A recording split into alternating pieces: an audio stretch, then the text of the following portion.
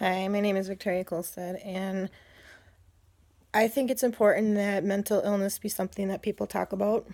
I think it's something we all need to be educated about, and I also think people don't really want to talk about it or be educated. They will mention it, but nobody ever really goes into detail about what it is like to live with one. And I can tell you it's uncomfortable. It's hard to talk about. It's annoying, but it's something that I deal with every single day in my life. Every morning I wake up, I have to take my medication. I take 3 antipsychotics, 1 depression medication, antidepressant medication, and then I also take anxiety medication throughout the day, and I also take a sleeping aid to get me to sleep. And all my medications are non-narcotics because I refuse to be addicted physically to the medications that I take. And that without my medications, I would not be able to get out of bed. I wouldn't be able to do normal activities like everyone else. I have major anxiety when it comes to being in crowds because I'm always afraid that I'm going to offend somebody or say something that's going to make somebody want to argue with me. And it's hard. It's a daily struggle to live with it, but it's a struggle that I have to deal with, and it's a struggle I decided to turn into a positive instead of a negative. I believe more and more people out there that have a mental illness believe it's a lot easier to fake being happy than to actually talking about it. And when they do talk about it and open up to somebody, that person they think is needing to do something about it. There's nothing you can do about it. I could educate the whole entire world and you would never understand what it's like to live with it unless you've been in my shoes. I mean, imagine you're waking up and everything you do, you second guess. Everything you think about recycles in your brain 50 million times because your brain doesn't know how to shut it off. And it's hard. Every day is a struggle for me to get out of bed. Every day is a struggle for me to do normal activities. Every day is a struggle just for me to clean my house. And my house is messy because I have a hard time seeing focus in clutter. And my greatest desire is to have a clean house. Trust me, I would have a clean house. But it's so hard for me just to get out of bed and want to do normal everyday activities like clean my house, play with my kids, play with my cats. I have to force myself. Otherwise, if I don't force myself to do things, I would never get anything done. People are outraged and upset when people are not seen in such a great light, and they decide that it's okay to bully other people who may see that other person's faults and things, in a different point of view. It's easy to bully somebody like me and try to get me knocked down like 10 pegs because, oh, you can wave it off if she just has a mental illness. She doesn't feel anything. She's just crazy, whatever. I mean, and the truth is comments hurt. Way people think about me hurt. I mean, I wouldn't tell any of these people to their face because it's what's the point? I mean, I'm not going to argue that they're right and that I'm wrong and they're wrong and I'm right. There's just no point of it. Just like going around in a circle. They say, someone who's crazy is someone who's expecting different results when they do the same thing over and over again. Well, I can tell you myself, I'm done with doing the same thing over and over again. I super analyze, I super overthink things, and I super am hard on myself. I'm like harder on myself than anybody could ever be hard on. If it wasn't for, my 3 kids, I don't think I'd still be here today because I have tried to kill myself many times over. And what got me to stop was seriously therapy, medication, and the knowledge that I would hurt my family a lot more if I were to be dead than to be alive. It's a shocking thing to see dead bodies. It's a shocking thing to see the world is cruel. But the truth of the matter is, it is. And if somebody thinks twice before killing themselves, it's the only reason why they do that. It's because they don't want to hurt their families. They don't want to hurt themselves. They just want to stop all the hurt and the pain. And they don't think there's any other way to do so. They're not doing it to hurt themselves, to be honest with you, or even hurt anyone around you. They just want the pain and the hurt to stop. They want their brain to work normal, like everyone else. Is there really such thing as normal? Because I sure as hell has yet to find it. And how I deal with my mental illness a lot is through humor. I'd rather laugh at the world and laugh at myself than to allow myself be negative and sad and depressed. Because the more sad and depressed I am, the worse my condition gets. The more stressed out I am, the worse my condition gets. So if I decide to laugh a little bit or make fun of myself, guess what? That's okay. It really is. If someone wants to make fun of me and laugh at me, that's okay too. I'm not gonna put you down for what you decide to do and your actions and how you choose to decide to make yourself feel better about yourself. You got to do you, and I got to do me. There's a lot of people out there that are dealing with the same thing that I'm dealing with. I have a mental disorder called bipolar, and it's not bipolar 1 or it's bipolar 2, which means I was born this way. I had a very hard time growing up. I had a very hard time with understanding why I was so angry all the time, why I would be so manic. 1 minute I'd be okay, so happy as can be, and the next minute I'd be sad and depressed and not understand the mood swings that come with being mentally ill.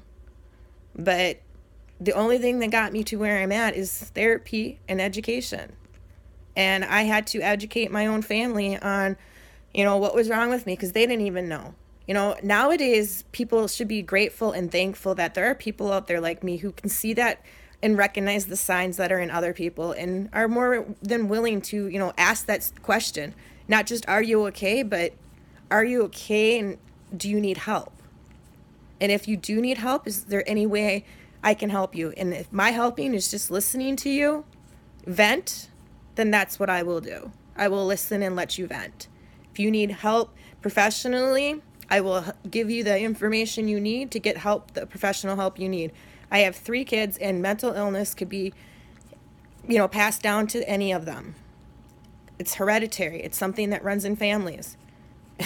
It's not something you can wish away. It's not something you can go, boop, magic, it's gone. It doesn't work like that. Either you have it or you don't. And if you have it, you're living in hell every day, and I understand that. I understand it's hard to live with it. I understand that it's easier to fake being happy and fake, like, oh, my world is so good, when inside you're just dying. You're dying, and it's hard. Trust me, I get it. Some days there are I wish I was dead, but, like I said before, committing suicide is not something that I will ever do again. It's not something I will ever even try to attempt. Having the thoughts and doing the thoughts are 2 different things. But if I saw someone who's hurting just like me, you better believe I'm going to reach out and ask the questions that people normally aren't going to ask. And I'm not going to just stop with you letting me say you're okay when I can see you're in pain. I go to groups where people have the same disorders as me and the same thoughts as me. And honestly, each of us will tell you, talking about it is the only way to find some normalness and some way to make it better. It's not going to ever go away, but if more and more people out there would allow us to talk about it, I believe more and more of us would feel more comfortable with ourselves, because it's not something to be ashamed about. Like with me, I was born with this disorder. How I got this disorder is still a mystery, but I will have to say that probably because of my mom did drugs, and drinking while she's pregnant with me has a lot to do with my mental disorder. So, if you're out there and you're using drugs and you're drinking while you're pregnant, you're giving your child a high chance of not being on a straight and narrow path. You are high for giving your child a mental illness, because you're deciding what's right and what's wrong for that baby that's inside of you. That baby doesn't have a choice. And I can only hope that mothers out there that are pregnant and that are doing drugs and that are drinking, this video makes them think twice. I really do. Because I am the result of somebody who heavily used drugs and heavily drank while she was pregnant. I thank God got adopted out of the family. She never got to raise me as a baby, but that still doesn't mean I didn't have to having to deal with a mental illness. I was 26 years old when I finally got diagnosed. And that's a long time to live with a lot of irritation, frustration, anger, and just frustration of not knowing why I felt the way I felt and why I feel the way I feel. I mean, if I was younger and there was somebody that I could have reached out to help me, I would have. And I tried. I did talk to therapists, I did talk to professionals. But it's not like it is nowadays, where you reach out and there is somebody out there to help you. Even if it's a police officer or a healthcare worker or a best friend or somebody, there's a hope. There's hope for people like me. There's hope that we can actually lead a normal life and have jobs and have a life beyond our mental illness. I mean, I'm still working on mine, and mine is a work in progress. I have yet to get back into the working world again like I was before. But with enough people in my life supporting me and giving me the hope that I need, I will be there someday. Yes, this is my kitty cat Tiger. She loves me so lot. And that's another thing is having an animal in my life made a big difference too also. I mean, you hear about people having, these pets to make themselves feel better, and for some reason pets do that. She is my therapy cat. You've heard of therapy dogs. Well, she's my therapy cat. So without her, I wouldn't know that someone loves me unconditionally. And that's what animals do, is they love unconditionally. Just like my kids love me unconditionally. They've seen me at my best. They've seen me at my worst. The boyfriend that I have now, I wish I could clone him and make him into a dozen people, because he's the greatest guy I've ever met. He loves me for me. He doesn't try to make me be somebody I'm not.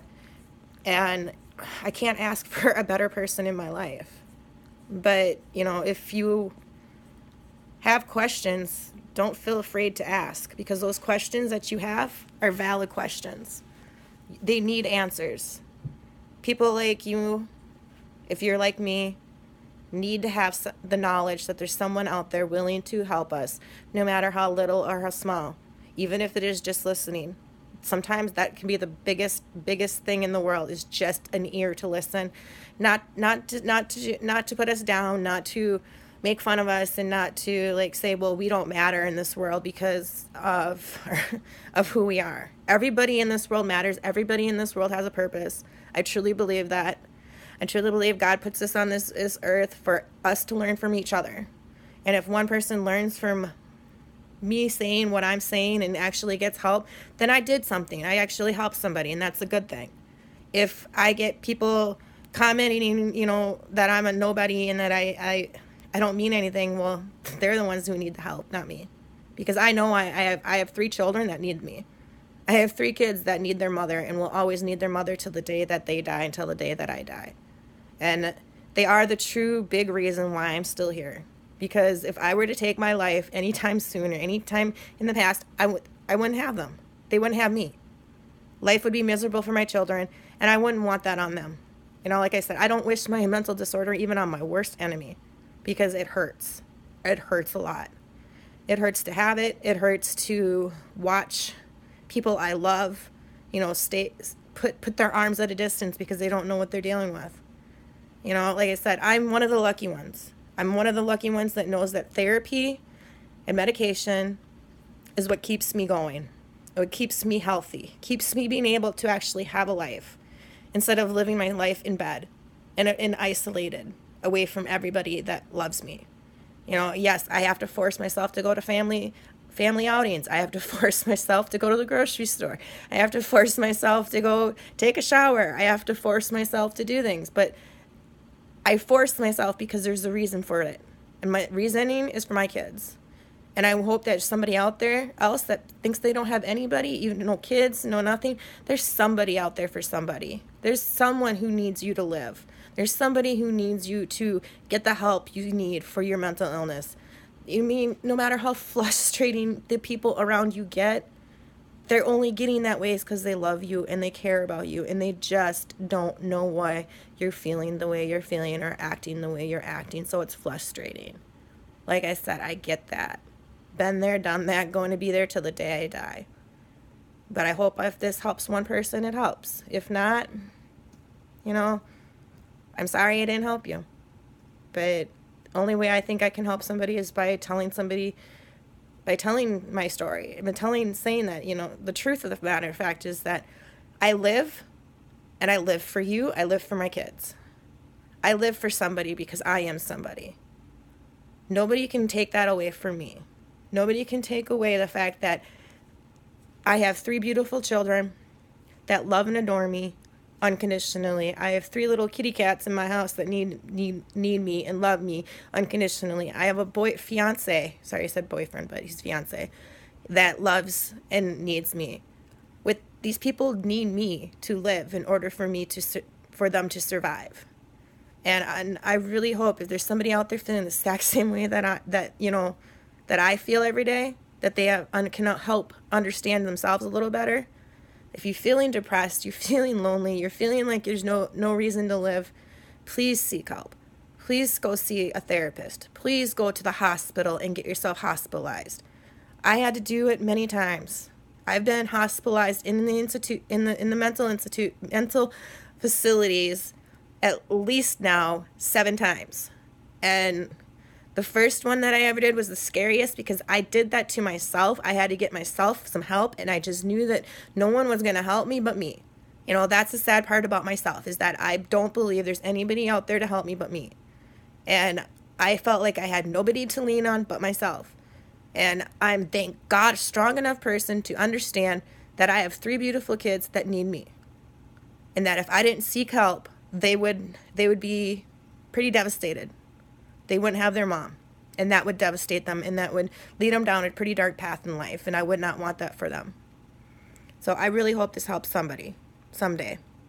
Like I said, if you don't have to like my videos, you don't have to like what I'm saying, you don't have to comment nasty comments, but just take into consideration that if you are somebody like me, there's somebody like me who cares. You reach out, I'll care back, because that's just the type of person I am. Thank you. Bye.